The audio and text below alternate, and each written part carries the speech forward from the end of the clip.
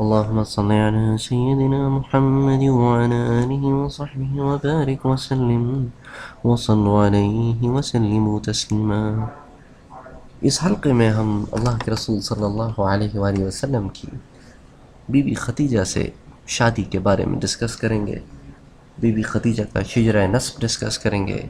شادی کیسے ہوئی، کس نے کروائی، اور شادی سے پہلے ان کی کس کس سے شادی ہوئی، ان کی اولادوں کے نام کیا کیا تھے، وہ مسلمان ہوئے کہ نہیں ہوئے، ان تمام چیزوں پر انشاءاللہ ہم بات کریں گے۔ حضرت خدیجہ کا شجرہ نسب یہ ہے کہ وہ ختیجہ بنت خویلد بن ابن اسد ابن عبد العزہ ابن قصی تھیں، یعنی کہ اللہ کے رسول صلی اللہ علیہ وآلہ وسلم کا شجرہ نسب اور بی بی خدیجۃ الکبریٰ کا شجرہ نسب قصی پہ جا کے ملتا تھا۔ قصی کے دو بچے، ایک عبد مناف جس کی اولاد سے آپ صلی اللہ علیہ وآلہ وسلم تھے، اور قصی کا دوسرا بچہ جس کا نام عبد العزہ تھا، اس کی اولاد سے بی بی ختیجہ تھی۔ تو قصی پہ جا کر آپ دونوں کا شجرہ نسب مل جاتا تھا۔ تو علامہ ابن حجر کہتے ہیں کہ نسب کے لحاظ سے حضرت خدیجہ حضرت کے لیے قریشی عورتوں میں سب سے قریب خاتون ہیں، اور یہ کہ حضرت نے قصی کی اولاد میں حضرت خدیجہ اور حضرت ام حبیبہ کے سوا کسی اور عورت سے شادی نہ کی جو قصی سے ملتے ہوں۔ ہاں، اور قریشی عورتوں سے شادی کی، مثال کے طور پہ آپ نے بی بی عائشہ سے شادی کی جو کہ قریشی تھیں، آپ نے بی بی حفصہ سے شادی کی جو کہ قریشی تھیں، لیکن یہ قصی کی اولاد سے نہیں تھیں۔ قصی کی اولاد سے جن عورتوں سے آپ نے شادی کی وہ صرف دو ہیں، ایک تو بی بی ختیجہ ہیں اور ایک ام حبیبہ ہیں جو ابو سفیان کی بیٹی ہیں۔ حضرت نفیسہ بنت منیہ جن کے بارے میں ہم پچھلے درس میں بھی ذکر کر چکے ہیں، وہ یہ روایت کرتی ہیں کہ بی بی ختیجۃ الکبریٰ رضی اللہ تعالی عنہ بزرگی اور برتری دونوں کے لحاظ سے بڑی مشہور خاتون تھی۔ اللہ نے ان کو بڑا مستقل مزاج بنایا تھا، یعنی کہ وہ دھن کی پکی تھیں، یعنی آخر وہ بزنس کرتی تھیں، اور آپ جانتے ہیں کہ بزنس کرنے کے لیے کنسسٹنسی کتنی ضروری ہے، اور ان تمام معاملات کو جھیلنے کے باوجود وہ نہایت ہی شریف خاتون تھیں، اور اللہ کے رسول صلی اللہ علیہ وآلہ وسلم سے خاندانی اعتبار سے بھی قریب تھیں، ان کی عزت بھی بہت تھی، وہ مال و دولت والی بھی تھیں، اور ان کی قوم کے کئی لوگ یہ چاہتے تھے کہ بی بی ختیجۃ الکبریٰ ان سے شادی کریں، لیکن بی بی ختیجۃ الکبریٰ یہ کہہ کر ٹال دیتی کہ ابھی مجھے شادی کی کوئی حاجت نہیں ہے، تو اس لیے وہ منع کر دیتی۔ جب ختیجہ رضی اللہ تعالی عنہ کے تجارتی قافلے میں محمد مصطفیٰ شام سے واپس آئے تو چپکے سے ختیجہ نے اپنی سہیلی سے کہا کہ مجھے محمد مصطفیٰ سے شادی کرنی ہے، جن کا نام سہیلی کا نام تھا نفیسہ، اور انہوں نے کہا کہ تم محمد مصطفیٰ صلی اللہ علیہ وآلہ وسلم سے پتہ کرو کہ کیا وہ اس شادی سے راضی ہوں گے کہ نہیں، کیونکہ ایک تو ہماری عمروں میں بھی فرق ہے، اور ایک ہمارے اس میں بھی فرق ہے کہ ایک معاشرتی بھی فرق ہے کہ اکنامکلی میں بہت ہی امیر عورت ہوں اور آپ صلی اللہ علیہ وسلم اتنے امیر نہیں ہیں، تو تم پتہ کرو کہ آپ جو ہے کسی وجہ سے شادی سے رکے ہوئے تو نہیں ہیں۔ تو نفیسہ نے کہا اچھا ٹھیک ہے، میں پتہ کرتی ہوں کہ آپ صلی اللہ علیہ وسلم کا نکاح کے معاملے میں کیا ارادہ ہے۔ تو بی بی نفیسہ کہتی ہیں کہ میں اللہ کے رسول سے ملی اور اللہ کے رسول سے کہا کہ یا محمد، آپ کو نکاح کرنے سے کوئی چیز روکتی ہے؟ آپ صلی اللہ علیہ وسلم نے کہا کہ نہیں، ایسی تو کوئی بات نہیں، لیکن میں نکاح کیسے کر سکتا ہوں؟ میں تو ایک یتیم بچہ ہوں اور میرے حالات بھی کوئی اتنے اچھے نہیں ہیں کہ میں نکاح کروں اور فیملی کو سپورٹ کر سکوں۔ تو بی بی نفیسہ کہتی ہیں کہ میں نے عرض کیا کہ اگر کوئی ایسی عورت ہو جس کے پاس حسن و جمال بھی ہو، جس کے پاس مال بھی ہو، جو شریف بھی ہو، تو کیا آپ اس سے شادی کریں گے؟ تو اللہ کے رسول صلی اللہ علیہ وسلم نے فرمایا نفیسہ، ایسی عورت سے کون شادی نہ کرے جس کو اللہ نے حسن و جمال بھی دیا ہو، جسے اللہ نے مال بھی دیا ہو، اور جسے اللہ نے شرف بھی دیا ہو۔ تو آپ صلی اللہ علیہ وسلم نے کہا کہ اچھا مجھے بتاؤ تو صحیح کہ وہ کون ہے. تو بی بی نفیسہ کہتی ہیں کہ میں نے کہا وہ خدیجۃ الکبریٰ ہے. تو اللہ کے رسول نے فرمایا کہ نفیسہ کیوں مذاق کرتی ہو، کہاں خدیجہ اور کہاں ہم، وہ تو مکے کی بڑی مالدار عورت ہے اور میں ٹھہرا یتیم غریب آدمی، خدیجہ کہاں ہم سے شادی کرے گی، کیا بات کر رہی ہو. تو نفیسہ نے کہا کہ میں نے یہ راز تو محمد مصطفیٰ پر نہیں کھولا کہ مجھے خدیجۃ الکبریٰ نے خود بھیجا ہے تاکہ خدیجہ کی بات بھی رہ جائے اور راز کا راز بھی رہ جائے. تو میں نے محمد مصطفیٰ سے یہ کہا کہ آپ چھوڑیں، آپ کرنا چاہتے ہیں کہ نہیں کرنا چاہتے. اللہ کے رسول نے کہا ہاں بھئی ایسی عورت سے کون شادی نہیں کرنا چاہے گا، لیکن تم یہ سب کرو گی کیسے. اس نے کہا آپ چھوڑیں، یہ میرا ذمہ ہے، اگر آپ کرنے کے لیے تیار ہیں تو میں آگے بات کرتی ہوں. تو اللہ کے رسول نے کہا ہاں ٹھیک ہے میں تیار ہوں. تو اس طرح بی بی خدیجہ نے اللہ کے رسول صلی اللہ علیہ وسلم کو اپنی دوست نفیسہ کے تھرو پیغام پہنچایا. اب بی بی نفیسہ کہتی ہیں کہ میں اللہ کے رسول کے پاس سے اٹھی اور خدیجہ کے پاس گئی اور خدیجہ کو جا کر میں نے بتایا کہ اللہ کے رسول سے میری بات ہوئی اور آپ تو راضی ہیں شادی کے لیے. تو پھر بی بی خدیجہ نے رسول اکرم صلی اللہ علیہ وسلم کے پاس پیغام بھیجا کہ وہ فلاں وقت آئیں اور اپنے چچا کو بھی ساتھ لے کر آئیں اور پھر ہم نکاح کی تقریب کریں گے. تو رسول اکرم صلی اللہ علیہ وسلم اپنے چچاؤں کے ساتھ وہاں تشریف لے گئے اور یوں نکاح کی رسم ادا کی گئی. اب یہاں پر کچھ ڈیٹیلز اور آتی ہیں جن کو اب ہم ذکر کریں گے تاکہ پھر بات واضح ہو جائے، اور وہ جو غلط روایات کچھ لوگ انکلوڈ کرتے ہیں وہ بھی یہاں پہ شامل کر لیں تاکہ آپ کو پتہ چلے کہ وہ جھوٹ پر مبنی روایات ہیں. ایک جھوٹی روایت جو اس میں شمار کی گئی ہے وہ یہ ہے کہ بی بی خدیجہ کے والد خویلد اس وقت زندہ تھے، اور انہوں نے جب سنا کہ بی بی خدیجہ جو ہے وہ اللہ کے رسول سے شادی کر رہی ہیں تو وہ تو سخت اس کے خلاف ہو گئے، اور انہوں نے کہا کہ نہیں یہ شادی تو ہو نہیں سکتی اور میں یہ شادی ہونے بھی نہیں دوں گا، یہ تو کوئی جوڑ ہی نہیں ہے. تو وہ جھوٹی روایت میں ذکر کرتے ہیں کہ جب رشتہ لینے کے لیے اللہ کے رسول کے چچا بی بی خدیجہ کے گھر پہنچے تو انہوں نے گائے ذبح کر رکھی تھی ضیافت کے لیے، اور حضرت خدیجہ کے باپ نے حلہ پہنا ہوا تھا اور ان کی داڑھی کو رنگا جا رہا تھا، اور بی بی خدیجہ کے بھائی بھی وہاں موجود تھے اور بھی رشتہ دار وہاں موجود تھے، اور ان کے باپ نے خوب شراب پی رکھی تھی، اور شراب کے نشے میں ان سے اس بات کا اس رشتے کے بارے میں حامی بھروا لی گئی کہ ہاں وہ اللہ کے رسول سے راضی ہیں. پھر جب ان کو ہوش آیا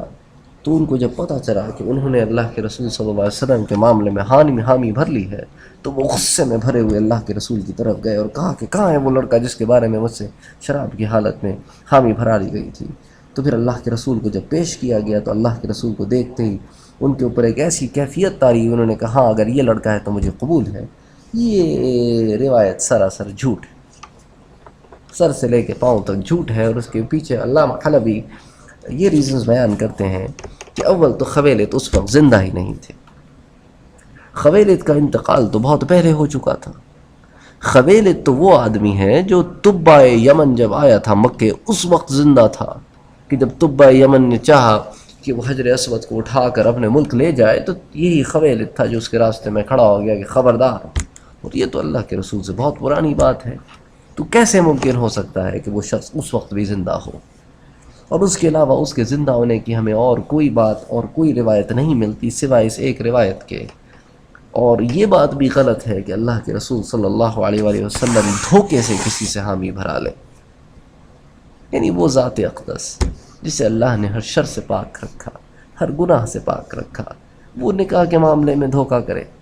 انا للہ و انا الیہ راجعون. تو یہ ایک روایت تھی جو غلط شامل کر لی گئی ہے، تو میں نے سوچا چونکہ ہم اس کو ڈسکس کر رہے ہیں تو ہم اس کو بھی ڈسکس کر لیتے ہیں. اور اللہ کے رسول کے چچا جب بی بی خدیجہ کے گھر آئے تو وہ مکے کے 10 بڑے بڑے سرداروں کو لے کر آئے، تاکہ کتنی آنر کی بات تھی کہ بی بی خدیجہ جیسی عورت اس سے شادی ہو رہی ہے اللہ کے رسول صلی اللہ علیہ وآلہ وسلم کی، تو اس بات کو اسی آنر کے ساتھ کیا جائے. تو وہ سرداروں کو لے کر گئے اور بات طے ہوئی، اور اس کے بعد وہ واپس آئے.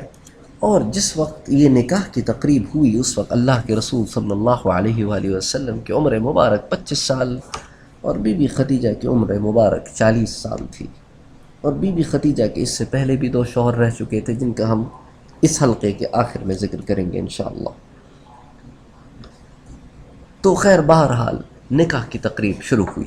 بی بی خدیجہ کے چچا عمر ابن اسد اس وقت وہاں موجود تھے. تو وہ کھڑے ہوئے اور انہوں نے ایک بڑی ہی پیاری بات کی، جس کو طبقات ابن سعد نے بھی لکھا ہے اور دیگر اور کتب حدیث میں، کتب سیرت میں بھی یہ بات موجود ہے. انہوں نے کہا کہ ھذا البقع لا یقرع انفہ، یہ وہ نکاح ہے کہ اس پر کوئی انگلی نہیں اٹھا سکتا، یعنی دولہا اور دلہن ایک دوسرے کے بالکل لائق ہیں. تو یہ ایک اتنا پیارا جملہ ہے کہ میں نے سوچا کہ میں یہاں پہ ذکر کروں کہ آپ صلی اللہ علیہ وآلہ وسلم نبوت سے پہلے بھی ایک نہایت ہی امتیاز اور ممتاز رکھتے تھے. آپ صلی اللہ علیہ وآلہ وسلم سے جو ملتا وہ آپ کا گرویدہ ہو جاتا، اور آپ صلی اللہ علیہ وسلم میں ایسی کوالٹیز پائی جاتی تھی جو عام طور پر اس زمانے میں لوگوں میں، اس معاشرے میں پائے جانا بہت مشکل تھا. اور پھر حضرت محمد بن جبیر بن مطعم، بی بی عائشہ اور ابن عباس بھی اس بات کی روایت کرتے ہیں کہ بی بی خدیجہ کے چچا عمر ابن اسد نے اللہ کے رسول کے ساتھ خدیجہ کا نکاح کیا، اور خدیجہ کے والد حرب فجار میں مارے جا چکے تھے، اس لیے ان کا اس وقت زندہ ہونا جو ہے نا وہ بالکل بالکل ہی جو ہے نا قیاس کے بھی باہر ہے. اس کے علاوہ ابن عباس رضی اللہ تعالی عنہم کہتے ہیں کہ عمر ابن اسد بن عبد العزہ بن قصی، جو بی بی خدیجہ کے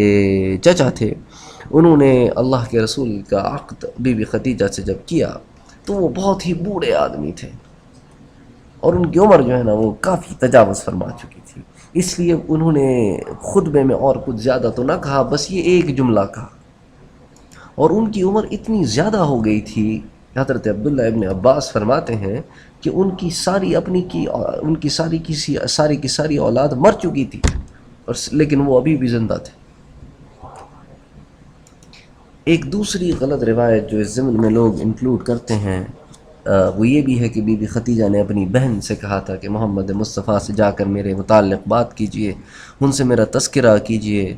تو وہ آپ کے پاس آئیں اور آپ سے انہوں نے سوال جواب کیے. یہ روایت بھی بالکل غلط ہے، کیونکہ رسول اکرم صلی اللہ علیہ وسلم سے بات کرنے بی بی خدیجہ کی بہن نہیں بلکہ نفیسہ آئی تھی جو آپ کی سہیلی تھی، اور آپ صلی اللہ علیہ وآلہ وسلم کا ہاتھ مانگنے آپ کی چچا گئے تھے، اور جو ہاتھ جو ہے وہ بغیر کسی عذر کے دیا گیا تھا، اور پھر نکاح کی تقریب ہوئی تھی. پھر بی بی خدیجہ کی طرف سے ورقہ ابن نوفل نے خطبہ دیا، اور اللہ کے رسول صلی اللہ علیہ وآلہ وسلم کی طرف سے ابو طالب نے خطبہ دیا. علامہ ابو الحسین بن فارس اور دوسرے علماء کرام نے یہ لکھا ہے اپنی کتابوں میں کہ اس روز ابو طالب نے نکاح کا خطبہ پڑھا ہے اللہ کے رسول کی طرف سے. تو انہوں نے خطبہ کچھ یوں پڑھا کہ تمام تعریفیں اس خدائے بزرگ و بردر کے لیے جس نے ہمیں ابراہیم کی اولاد اسماعیل کی کھیتی مات کا خزانہ اور مدر کی اولاد کا اصل بنایا، اور جس نے ہمیں اپنے مقدس گھر کا خادم اور پاسبان بنایا، اور جس نے اپنے اس گھر کو ہمارے لیے حج کا مرکز بنایا اور اس میں لوگوں کا حاکم بنایا، یعنی کہ ہم ان کے نگہبان ہیں اور ان کی نگہداشت کرتے ہیں، اور قریش کے دوسرے قبیلوں پر ہمیں بلندی اور فضیلت دی. پھر یہ کہ میرے یہ بھتیجے یعنی محمد ابن عبداللہ صلی اللہ علیہ وآلہ وسلم ایسے ہیں کہ شرف و عزت، فضیلت و مرتبہ اور عقل و دانائی کے لحاظ سے دوسرا ہر شخص ان سے کمتر ہے. اگرچہ مال و دولت ان کے پاس نہیں ہے، لیکن حقیقت میں مال و دولت ایک چلتی پھرتی چھاؤں ہے، ایک ایسی چیز ہے جو انسان کی خوبیوں میں رکاوٹ بنتی ہے اور آنی جانی چیز ہے. ان کا مقام یہ ہے کہ بہت جلد آنے والے زمانے میں ایک عظیم خوشخبری اور زبردست خوشبختی ان کی راہ دیکھ رہی ہے. انہوں نے رضا و رغبت اور خوشی کے ساتھ آپ کی پاک باز خاتون خدیجہ سے اپنا رشتہ دیا ہے، اور ان کے معجل اور معجل کہتے ہیں جلدی والے، اور معجل کہتے ہیں تاخیر والے، یعنی آئندہ آنے والے. تو ابو طالب کے خطبے میں یہ ایڈ کر رہا ہوں تاکہ آپ کو معجل اور معجل کا فرق سمجھ میں آ جائے، کیونکہ معجل عین سے ہے اور معجل حمزہ سے ہے. ہمارے پاس بھی آج کل نکاحوں میں یہی بات رائج ہے کہ قاضی کہتا ہے کہ آپ جو ہے وہ لڑکی کو معجل مہر دیں گے یا معجل مہر دیں گے. تو معجل جو ہے وہ ایکچولی ابھی کا، اور معجل اس آنے والے آئندہ وقت میں. تو ابو طالب نے جب خطبہ پڑھا تو انہوں نے کہا کہ پاک باز خاتون ختیجہ سے اپنا رشتہ دیا ہے، اور ان کے معجل اور معجل مہر میں 12 اوقیے اور 1 نش خرچ کر رہے ہیں۔ اب یوں سمجھیں کہ 1 نش جو ہے وہ 20 درہم کا ہوتا ہے، اور 1 اوقیہ 40 درہم کا ہوتا ہے، یعنی نش جو ہے وہ آدھے اوقیے کو کہتے ہیں۔ اور اس زمانے میں نش اور اوقیہ دونوں سونے کے ہوا کرتے تھے۔ اور ایک روایت میں یوں بھی ہے کہ آپ صلی اللہ علیہ وآلہ وسلم نے 20 جوان اونٹ مہر میں دیے۔ تو بعض لوگوں کا یہ خیال ہے کہ ہو سکتا ہے کہ 20 جوان اونٹ جو ہے ان کی قیمت اتنی ہی آتی ہو جتنی کہ 12 اوقی اور 1 نش کی ہوتی ہے، تو یا اونٹ دے دیے ہوں یا اس کی مقدار دے دی ہو، یا basically it was one of the other. اب چونکہ 1 اوقیہ 40 درہم کا ہوتا ہے اور آپ نے 12 اوقیے دیے، تو 12 ٹائمز 4 ہو گئے 480، اور اس کے اوپر آپ نے 1 نش دیا جو کہ 20 درہم ہوتے ہیں، تو ٹوٹل ہو گئے 500 درہم۔ تو بعض علماء کا خیال ہے کہ یا تو آپ نے 500 درہم دے دیے ہوں گے، یا 500 درہم کی مالیت کے اونٹ دے دیے ہوں گے۔ اس زمانے میں ہو سکتا ہے 20 اونٹ آتے ہوں اچھے قسم کے 500 درہم میں، یا آپ نے 12 اوقی اور 1 نش سونا دیا ہو۔ بہرحال جو بھی ہو، that was what Prophet Muhammad صلی اللہ علیہ وآلہ وسلم gave as a مہر۔ اور جہاں تک اس بات کا تعلق ہے کہ حضرت علی نے حضرت کا مہر کیا ہے، تو یہ سراسر جھوٹ ہے۔ حضرت علی تو پیدا ہی اللہ کے رسول کے نکاح کے 5 سال کے بعد ہوئے، تو جو بعد میں نکاح کے بعد پیدا ہو وہ پہلے مہر کیسے دے دے؟ یعنی لوگ عقل نہیں استعمال کرتے جب اس قسم کی غلط روایتیں بیان کرتے ہیں۔ جب ابو طالب اپنا خطبہ پڑھ چکے تو ورقہ ابن نوفل کھڑے ہوئے، اور یہ حضرت ختیجہ کے چچا زاد بھائی تھے اور عمر میں ان سے بہت بڑے بھی تھے۔ تو انہوں نے خطبہ پڑھنا شروع کیا۔ انہوں نے کہا کہ سب تعریفیں اللہ کے لیے جس نے ہمیں بنایا، جیسا کہ آپ نے بیان کیا، یعنی آپ سے مراد ابو طالب ہیں، اور ہمیں وہ فضیلتیں دیں جو آپ نے گنوائیں۔ چنانچہ ہم عرب کے سردار اور رہنما ہیں، ہم عرب کے سردار اور رہنما ہیں، اور آپ ان سب فضیلتوں کے اہل اور لائق ہیں۔ عرب نہ آپ کی بڑائی سے انکار کر سکتے ہیں اور نہ آپ کی عزت و عظمت سے انکار کر سکتے ہیں۔ ہم بھی آپ کے شرف اور مرتبے سے علاقہ قائم کرنا پسند کرتے ہیں، یعنی آپ سے رشتہ، آپ کے ساتھ رشتہ داری کرنا ہم بھی پسند کرتے ہیں۔ تو پس اے گروہ قریش، مجھ پر گواہ رہو کہ میں نے ختیجہ بنت خویلد کو محمد بن عبداللہ سے بیعہ دیا۔ اچھا، یہ وہ موقع تھا کہ ابو طالب ذرا مطمئن نہیں ہوئے، کیونکہ ورقہ کچھ ہو کزن ہے، تو انہوں نے کہا کہ انہوں نے یہ خواہش ظاہر کی کہ ختیجہ کے بزرگوں میں سے بھی کوئی اگر نکاح پڑھ لے تو اچھی بات ہو جائے گی، تھوڑا اعلان اور ہو جائے گا کہ اس میں بزرگ بھی شامل ہیں۔ تو ابو طالب نے ورقہ سے کہا کہ میں چاہتا ہوں کہ اس اعلان نکاح میں آپ کے ساتھ ختیجہ کے چچا بھی اگر شریک ہو جائے۔ تو یہ سن کر عمر ابن اسد، جنہوں نے پہلے کہا تھا، وہ بھی کھڑے ہوئے اور انہوں نے کہا کہ میں گروہ قریش، میں بھی اس بات پر گواہی دیتا ہوں کہ میں نے ختیجہ بنت خویلد کو محمد مصطفیٰ صلی اللہ علیہ وآلہ وسلم کے ساتھ بیعہ دیا۔ تو انہوں نے بھی اس بات کا اعلان کر دیا۔ تو ابو طالب ذرا چاہتے تھے کہ اگر بڑے بھی اس میں شامل ہو جائیں تو پھر کسی کو بات کرنے کا موقع نہیں ملے گا، کہ شاید بڑوں کی مرضی شامل نہیں تھی، وہ وہاں موجود تو تھے، تو اس لیے انہوں نے چاہا کہ دونوں طرف سے اگر بات ہو جائے تو اچھی بات ہوگی۔ پھر حضرت نے ولیمے کی دعوت فرمائی۔ آپ نے 1 اونٹ اور ایک قول کے مطابق 2 اونٹ ذبح فرمائے اور لوگوں کو دعوت ولیمہ کھلائی۔ تو علماء کہتے ہیں کہ اس زمانے میں، جاہلیت کے زمانے میں بھی عرب جو ہیں وہ نکاح کے اور خطبوں کے اور ولیموں کے قائل تھے، کوئی ان کے لیے کوئی ایسی بات نہیں تھی، وہ اس زمانے میں بھی زنا کو برا سمجھتے تھے۔ اس کے بعد مورخین لکھتے ہیں کہ بی بی ختیجہ نے اپنی باندیوں کو حکم دیا کہ وہ کھیل کود کر اور دف بجا کر خوشی منائے۔ اس روز ابو طالب بھی بہت خوش ہوئے اور انہوں نے کہا کہ اللہ تیرا شکر ہے کہ تو نے مصیبتوں اور غموں کو ہم سے دور کر دیا، یعنی اس یتیم بچے کو جو کہ غربت میں تھا تو نے ایک اتنا اچھا ہم سفر دیا جو ہر لحاظ سے مکمل ہے۔ اور یہ پہلا ولیمہ تھا جو آپ صلی اللہ علیہ وآلہ وسلم نے فرمایا۔ اور ایک روایت میں آتا ہے کہ حضرت حمزہ بھی اس نکاح میں ابو طالب کے ساتھ شریک ہوئے، تو وہ بھی شریک نکاح تھے۔ خیر بہرحال یہاں پر ایک سوال پیدا ہوتا ہے کہ حضرت ختیجہ ایک بہت ہی مالدار عورت تھی اور بڑے بڑے لوگوں نے ان کے ساتھ شادی کرنے کی خواہش کا اظہار کیا تھا، مگر وہ انکار کرتی رہیں، تو آخر حضرت کے ساتھ ان کے لگاؤ کا کیا سبب ہو سکتا ہے؟ اور انہوں نے حضرت کے لیے اپنے آپ کو خود پیش کیا،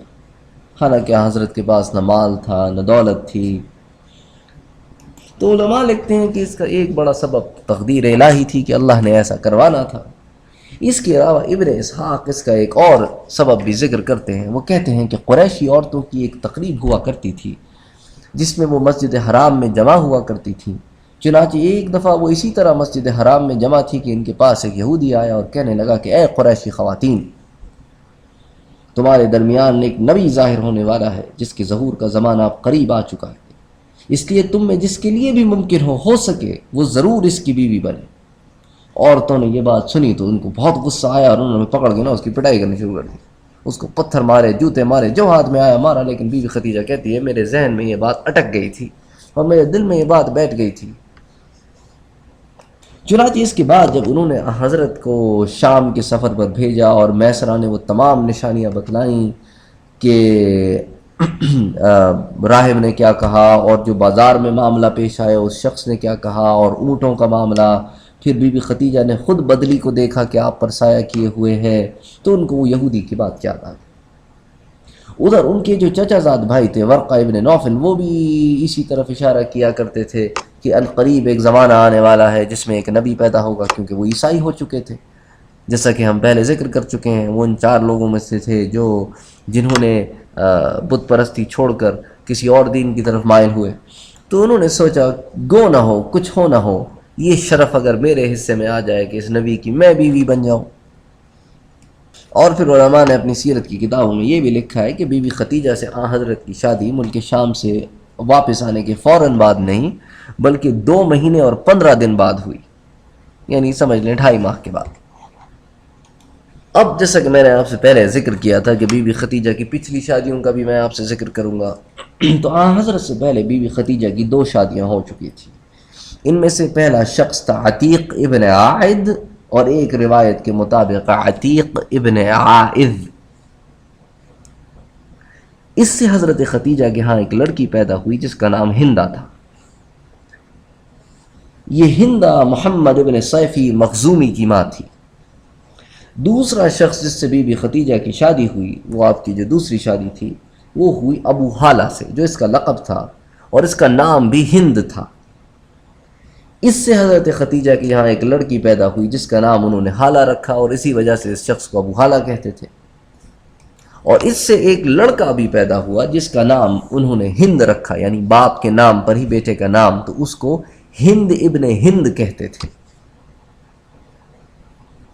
تو ہند ابن ہند یہ مسلمان ہوئے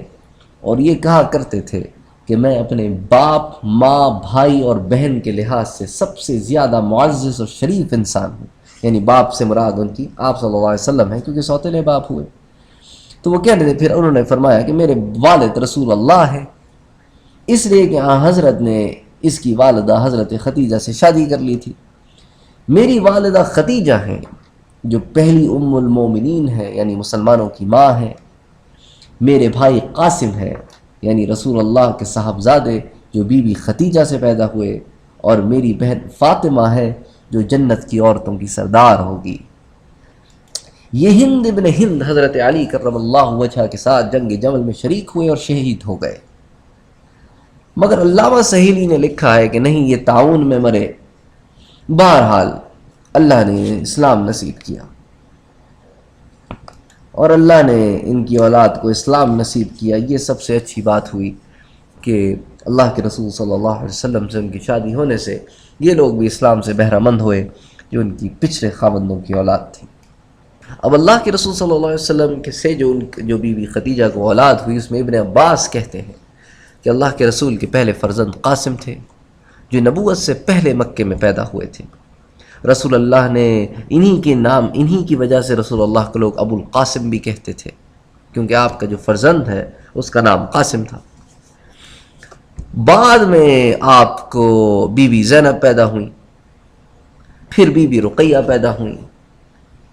پھر یہاں اختلاف ہے، بعض علماء کہتے ہیں کہ بی بی ام کلثوم پیدا ہوئیں اور پھر بی بی فاطمہ پیدا ہوئیں، اور بعض مثال کے طور پہ محمد ابن سعد طبقات سعد میں لکھتے ہیں کہ نہیں، پہلے بی بی فاطمہ پیدا ہوئیں پھر ام کلثوم پیدا ہوئیں۔ بہرحال پھر اسلام آنے کے بعد اللہ نے آپ کو ایک اور بیٹے سے نوازا جس کا نام عبداللہ تھا، اور یہی بیٹا ہے جس کے لقب طیب و طاہر تھے،